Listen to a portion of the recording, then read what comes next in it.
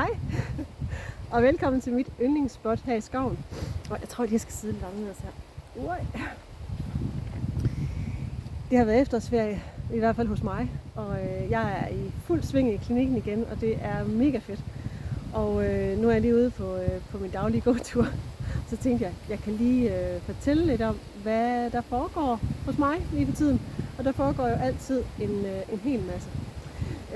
Det er jo sådan, at jeg sjældent er færdig med en uddannelse, før at jeg er i gang med den næste. Og det samme er sket i år. Jeg blev færdig som astrolog, og så hoppede jeg lige på en homøopatuddannelse i foråret, og har egentlig været i gang lige siden. Det føles lidt som sådan en ring, der sluttes for mig. Ikke at jeg nogensinde bliver færdig med at nørde videre eller uddanne mig, fordi det ved jeg godt, jeg ikke gør, og det er mega fedt. Fordi at mit store interesseområde er jo, hvordan vi mennesker fungerer i kroppen og i sindet og i vores sjæl, og hvad for nogle tidligere liv, der påvirker det liv, vi har i dag, og de næste generationer. Og det bliver man jo bare aldrig færdig med. Det er jo et stort mysterie. Men homøopatien, den har ligget som sådan en... Jeg stødte den første gang, jeg mødte den alternative verden, og det lyder helt sindssygt i dag, men jeg anede ikke, at der var noget andet end hospitaler og læger. Og så fik jeg så den her kroniske tarmsygdom, da jeg var 20-21 år, og kom på hospitalet og fik medicin og indlæggelser og undersøgelser, og der var ingenting, der kunne hjælpe mig. Det gav mig kun bivirkninger, og det var det. Så jeg var ret, og på et tidspunkt siger lægerne, jamen der er ikke noget, vi kan stille op. Det er sådan her, det skal du leve med resten af dit liv. Og jeg kunne ikke se, at jeg kunne få et liv ud af det, på den måde, jeg havde det på det tidspunkt. Så jeg var ret desperat. Jeg fandt en homøopat, og var virkelig sådan, hvad er det her for noget? Men hun hjalp mig.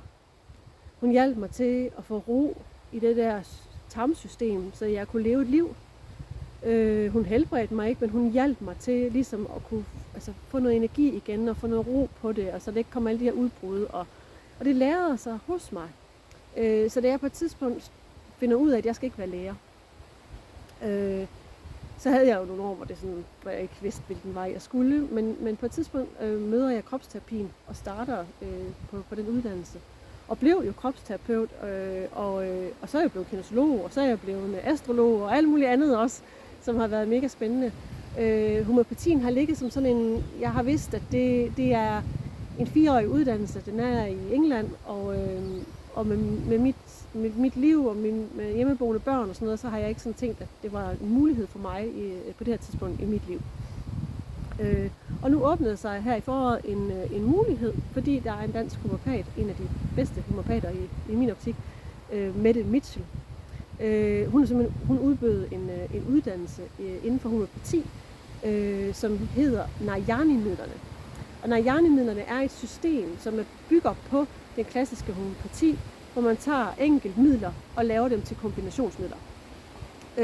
Og der er simpelthen sådan et helt system, som gør det meget mere nemt for sådan en som mig, der har en grunduddannelse, som har grundlæggende viden om, hvordan vi mennesker fungerer, til at kunne udskrive ret simpelt midler til dig, lige præcis i den problematik, du står med lige nu, og hvor lang tid du skal have det, og hvilken potens og alt det her. Så det har jeg lært, og jeg fik midlerne hjem på en gang i maj. Og hver eneste klient, der har været i klinikken lige siden, og familiemedlemmer og venner, og har alle fået, alle der vil, har fået sådan nogle sukkerkugler med hjem, hvor jeg har blandet midler i.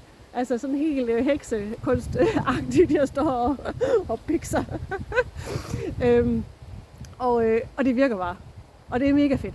Fordi jeg har brugt allergikamidlerne i flere år, udskrevet eller anbefalet har jeg jo ikke haft dem på. Jeg har jo anbefalet og har haft den der følelse, at der er noget, der virker her, og nogle gange virker der, nogle gange, og også nogle gange var sådan, der mangler noget mere kapav, noget mere umf, altså vi skal dybere, vi skal noget mere end det her.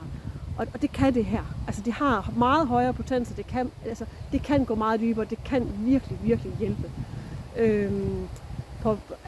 På endnu mere større plan, og nu kan jeg udskrive det. Altså jeg har det i klinikken, jeg kan lave midlet til dig, du får det med hjem, det koster ingenting ekstra for dig, du får det med som en del af min behandling, og hvor fedt er det?